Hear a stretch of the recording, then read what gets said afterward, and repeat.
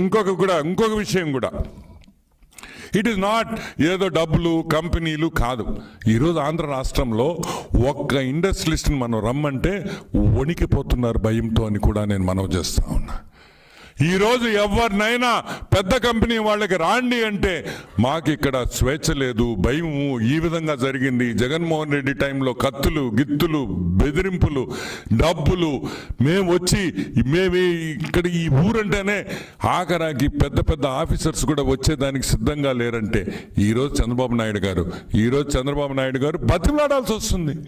ఈరోజు AP government ఇండస్ట్రియలిస్ట్ని బతిమలాడే పొజిషన్లో మేము ఉన్నామని కూడా నేను మనవి చేస్తా ఉన్నా.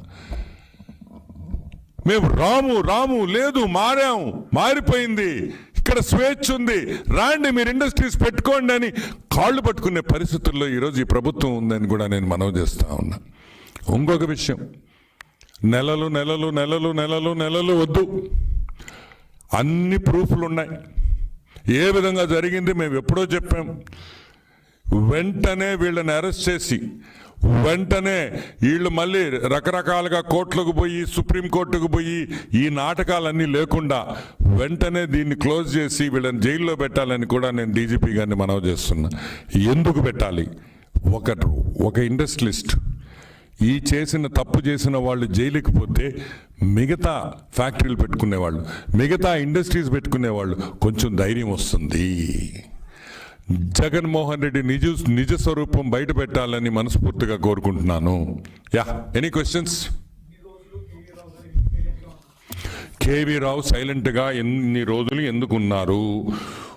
కేవీ రావు సైలెంట్గా ఉండేడు కాబట్టే భూమి మీద ఉన్నాడు.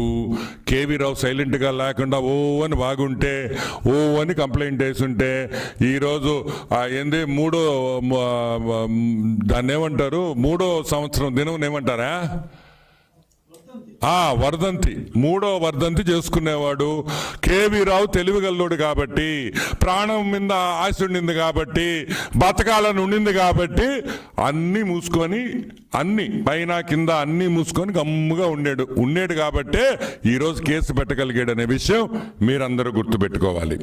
ఇంకొక విషయం, ఈరోజు సాక్షి చూస్తుంటే నవ్వు వచ్చింది. మా పొట్టోడు ఫోటో వేసి తెలుగు సినిమా మసాలా స్క్రిప్టు, తనపై నమోదైన ఎఫ్ఐఆర్పై విజయసాయిరెడ్డి, కేవీ రావు బెదిరించినట్లు ఆధారాలు ఉన్నాయా? ఇప్పుడు నేను ఒకటి అడగతా,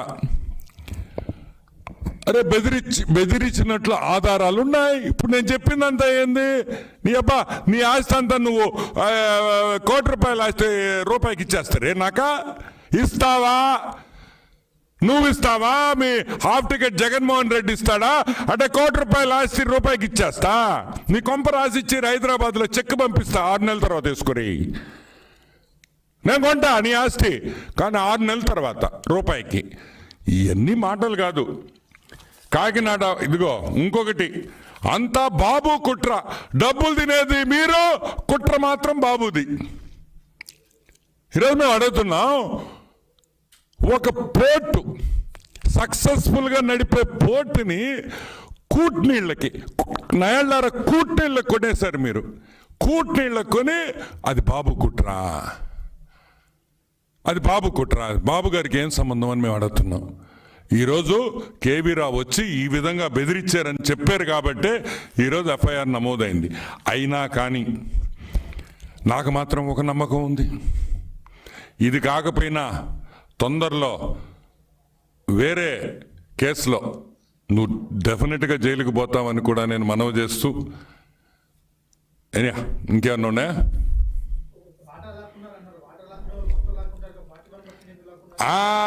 కేవీ రావు అదృష్టం వాటా. Okay, I just repeat the question, మీకు వినిపించిందా లేదో.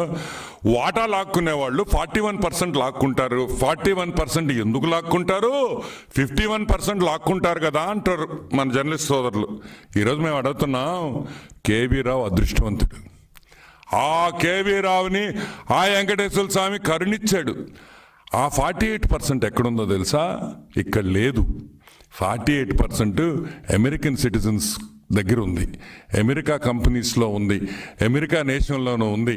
ఆ అమెరికాలో 48% ఉంది కాబట్టే ఈరోజు ఇంకా కేవీ రావు ఆ కంపెనీలో ఉన్నాడు.